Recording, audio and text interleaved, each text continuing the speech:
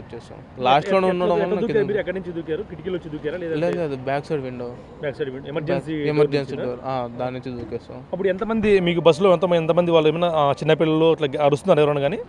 Front సైడ్లో ఉన్న వాళ్ళకైతే ఫస్ట్ మంటలు స్టార్ట్ అయింది ముందరే ప్రాబ్లం. మీకు యాక్సిడెంట్ అయింది గుర్తుందా? బైక్ ఏదో ఢీ కొట్టినప్పుడే గుర్తుంది? ఏం తెలియదు అన్న, పొగ వచ్చేంత వరకు ఏమైందో కూడా తెలియదు.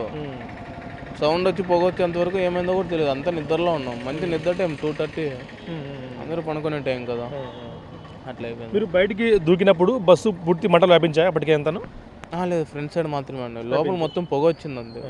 అప్పటిదాకా పొగే ఉంది, కళ్ళు కూడా కనిపించట్లే, అంత పొగ వచ్చేసింది.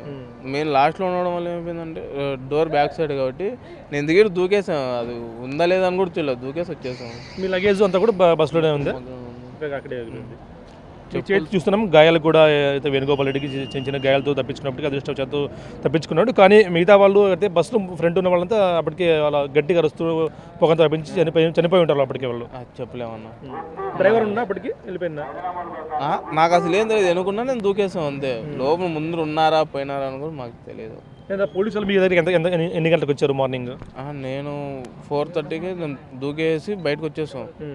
4:30 టైమ్స్ ఎగ్జాక్ట్ గుర్తులేదు. బయటకు వచ్చేసి వేరే కార్ పట్టుకునేసి హాస్పిటల్కి వెళ్ళి చూపించుకొని బయలుదేరేస్తాం.